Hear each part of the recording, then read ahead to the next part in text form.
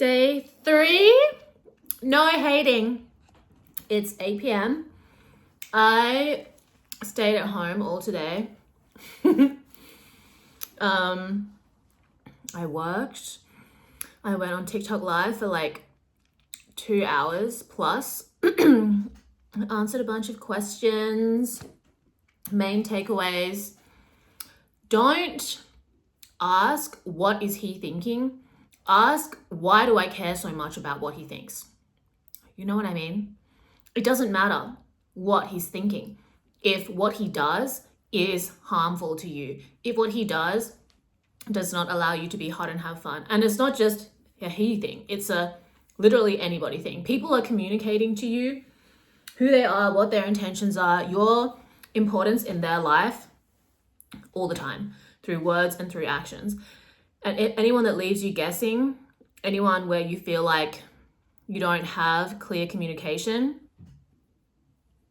that's a sign. That's communication, you know?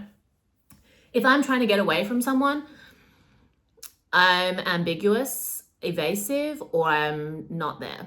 I'm not present, okay? Someone who doesn't know how to do that is not ready for whatever relationship you want from them, okay? And if you struggle yourself with communication, then work on it. Exposure therapy, rejection therapy, gas yourself up, do your best. I have a video either today or tomorrow about if you can't do it scared, just do it ironically.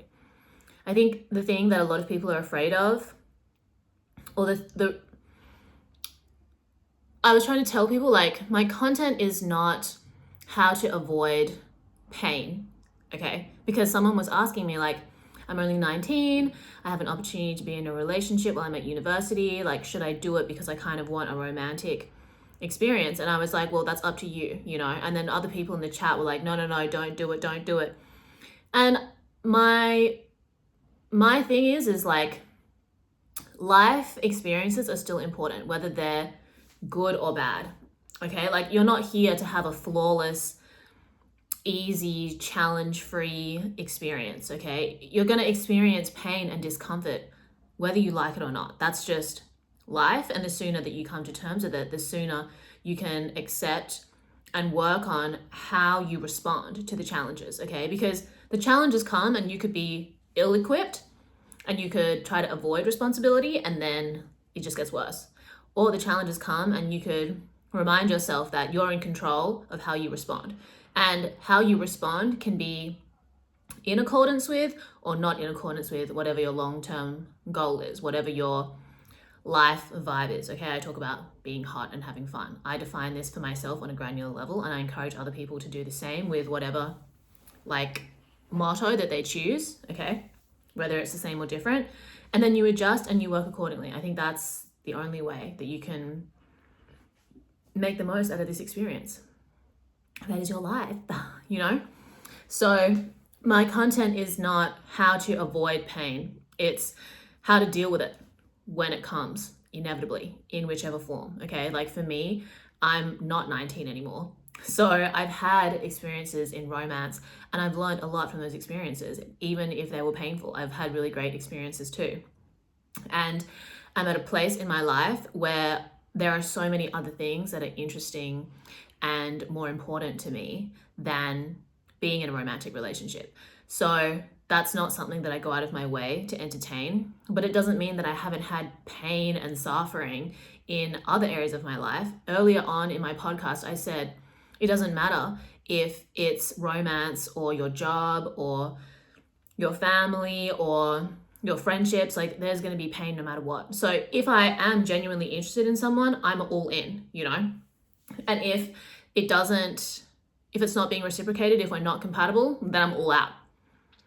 And if I care about something that I'm doing, I'm going to push myself to go as far as I possibly can with it, you know? And that's what I'm doing with this series too, because I was thinking, like, you know, some people, they don't post that often because they have nothing to say.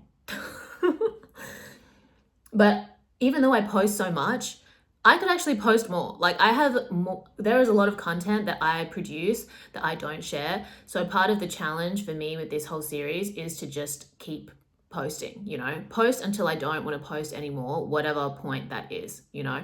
And when I've fully exhausted myself and gone all in with that, then I'll be able to move on to the next thing or the next iteration, because I think a part of me was like still holding back to a degree.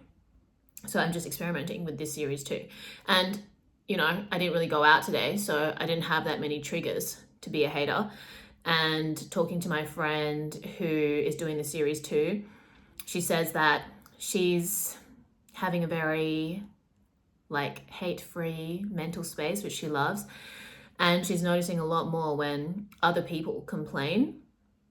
And she tells herself as well, when she feels the urge to complain, she's like, I'm not the type of person that would let something so trivial affect me, or something to that effect. And that's such a smart thing to say, you know, because that's also what I would tell myself in terms of like, I was not born to be ugly and have a bad time. And then that eventually became, I was born to be hot and have fun. Would someone who's hot and have fun care about this? No. Does thinking about this or participating in this facilitate me being hot and having fun? No. And I think there's also a really big difference between sharing a story about something that was emotionally charged, but you've processed the emotions, and I'm telling it as a story. I'm always thinking about the intent behind what I share, whether that's online or in person. Is it for entertainment? Is it for educational purposes? If it's not either of those things, then I've got some more work to do. Obviously, there will be times where I'm really in need of support, but I don't want to be codependent or overly rely on other people to help me to process things that are ultimately my responsibility. Okay, there are going to be times where you need a helping hand, where someone can provide you with perspective, but it shouldn't be that you're constantly reliant on other people to guide you. You know, you have the power within you. Okay, there's a manager that lives inside, and you need to connect with her too, you know. And that's how life's work, because we're constantly trying to be distracted from that so that we can buy stuff, so that we can be distracted, so that we can be manipulated. So I think that that's really something that I want to be mindful of, not just in myself, like I said, but also with what I do and don't entertain from other people, because that's what I mentioned yesterday. So today was nice to be inside. I made beef udon for lunch, delicious. I made tomato, basil, Parmigiano pasta for dinner, also delicious. I didn't stretch or go to yoga or pole dance today, but I ate a lot of carbohydrates, so I'll be ready for the pole studio tomorrow, I think. I know my period's coming up as well, so I'm just trying to take it easy. Yeah, I also had a lot of snacks today too. Earl Grey, chuck chip, oat cookie, spicy noodle flavored potato chips. Living my best life. So yeah, not many external stimulators today, but I'm interested to see how this all plays out.